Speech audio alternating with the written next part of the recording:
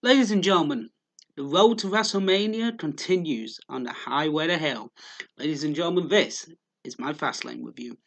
Where's my predictions? Unfortunately, I've been really busy this weekend with drinking game and stuff, guys, so I'm terribly sorry that there's no predictions. But, guys, let's not put that on a downer. Let's talk about this pay per view, ladies and gentlemen. It is now coming up to 3 o'clock in the morning, UK Standard Time, so I want to get this done. So, pre-show match, New Day, Big E and Xavier Woods versus Rusev and Shinsuke Nakamura. This was a good match, I thought. This was a really good way to start the kickoff show right. And in a way, it was also a really good show. Showing from all four guys, Big E and Xavier get the win with the up, down on Shinsuke Nakamura. Next up, the Usos versus Miz and Shane McMahon. This one was a bit weird. I didn't expect the retention of the Usos. I genuinely would have thought that the Miz and Shane would go into WrestleMania with the titles. And I definitely didn't expect the heel turn of Shane on Miz, so I thought that would be the other way round. Shane as a heel, I don't like. I never have. I never will. So Shane as a heel, maybe it'll work. I mean, Miz is a damn good babyface, so hopefully that will shine through more than Shane's heel turn. Let's hope. So after that, guys, we had Elias. Oh, the only time this guy is funny is at the last time he was on. We'll talk about that one in a minute. Next up, Oscar versus Mandy Rose. This one was a good women's match. Having the SmackDown Women's title on Fastlane was a really good choice. Not having Ronda wrestle on the card, although she would make an impact on the card, but hey ho. But this was a good showing from Oscar. A lot of people have forgotten about her being champion as well because of the triple threat happening, or could be happening at WrestleMania. So this was a really good show. Next up, we had Kofi Kingston going and talking to Vince McMahon about a match on the card, a triple threat match that was going to happen right there and then for the title. And then it turned into a handicap match. I don't know what they're doing with Kofi Kingston. Do I think he deserves a title shot? Yes. Above all else, he deserves a title shot. Does he deserve the title itself? I'm going to get a lot of pissed off fans. No, he doesn't. He's been in the company for 11 years. He's been a part of the New Day for God knows how long. I mean, if they give him a title run, it just feels like it's a bit short. Daniel Bryan has been doing really well with the title, so I think genuinely they should just keep the title on Bryan until they can work out something else with AJ.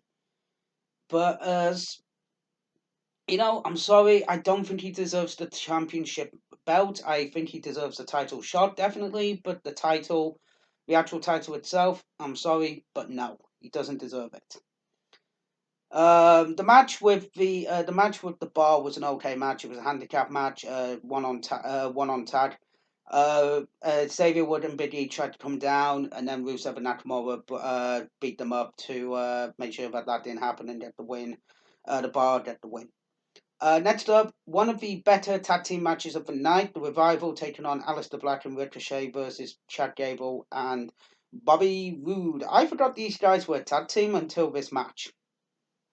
I will always say now, Aleister Black and Ricochet are a damn good team. They are very energetic, high flyers. You don't expect that from Alessandra Black, but my God, was he amazing. I was actually watching this with a buddy of mine. Um, and I was actually watching this with my mum. Actually, me and Harry watched the first episode, the first match. I really need to get him back on my channel. I actually watched this match with my mum, and she was actually impressed by some of the moves in that match. And she doesn't pop for anything wrestling based. This one was a good tag team match. All six guys getting their stuff in. The Revival win. Good choice. If they're not going to be leaving the company soon, I mean, keep the titles on them if they're not leaving. It definitely works. Next up, my opinion, match of the night. Samoa Joe versus Andreas versus R-Truth versus Rey Mysterio. This match was awesome. I am so happy that Rey Mysterio and Andrade did not get on the pre-show. I am so happy about that. I genuinely think that this match, if it was on the pre-show, it would have been awful. Because if it was a pay-per-view match, it's definitely a pay-per-view match, and having Samoa Joe and R-Truth thrown into the mix again, yeah, okay, it's a fatal 4-way, but you know what? It's a damn good match. I enjoyed it. It was a really good thing. The only thing I had a problem with is Zelina Vega and Carmella. Carmella, because I fucking can't stand her. Her voice just, you know, literally, it's a fucking drill in my head. It's like, shut the fuck up, woman. You know, shut the fuck up.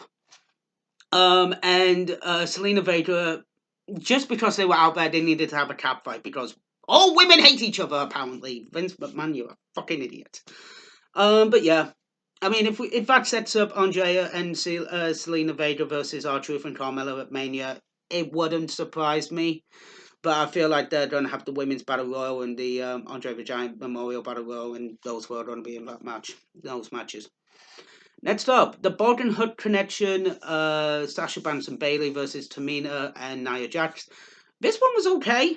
I don't mind Bayley and Sasha Banks. I think they're okay. A lot of people think, a lot of people get bored of them. I don't mind them. I think they're an okay team.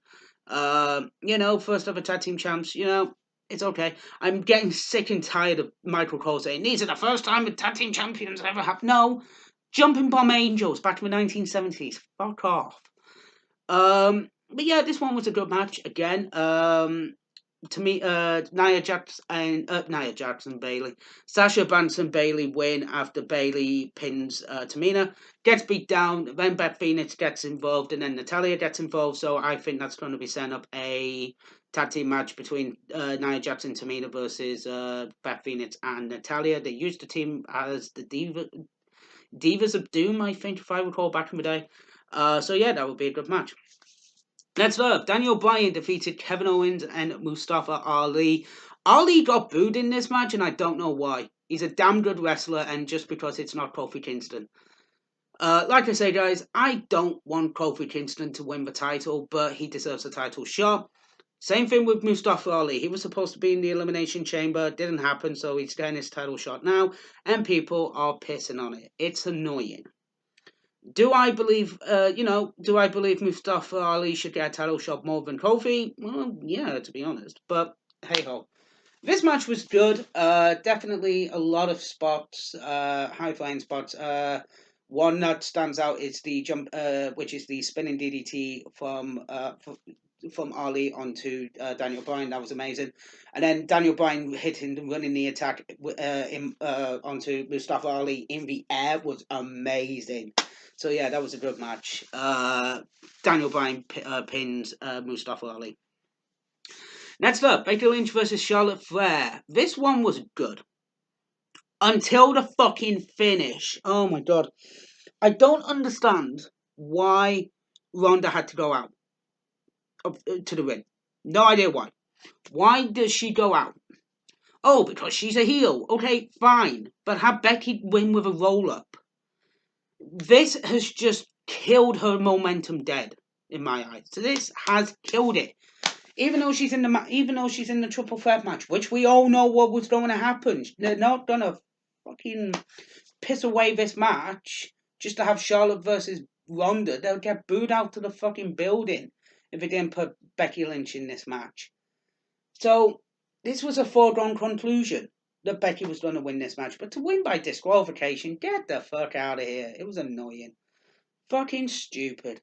And then the last hurrah for the old guard. The Shield, Dean Ambrose, Roman Reigns, and Seth Rollins versus Baron Corbin, Bobby Lashley, and Drew McIntyre. This one was good. I think I've just... One minute. Yeah, that's weird. There was only one singles match in this entire pay-per-view, which was Asuka versus Mandy. And even then, Mandy had Sonya Deville out on ringside. Wow, there wasn't an actual one-on-one match. Jesus. So yeah, 6-man tag. This was a damn good match. Very, very high energetic. fast paced, went everywhere. It was a damn good match. If this is the last time we see the Shield, I'll be shocked. Apparently, Dean is leaving the WWE soon. By the way it sounds, he's leaving straight after Mania, Raw after Mania. I wish he wasn't, but if he wants to leave, he wants to leave. I hope everything goes well for him naturally because he'll be Dean. He'll be Joe Moxley back in CCW. He'll be he might go to TNA as Joe Moxley. You never know. I can't wait for that. Seth's got the Universal Title match against Brock Lesnar at WrestleMania, and Roman. As far as I know, Roman's got nothing for Mania so far, so maybe they'll do Roman versus Dean at Mania. You never know. So yeah, this match was great. The pay per view on a whole was good. I mean, they've really stepped up their pay per views.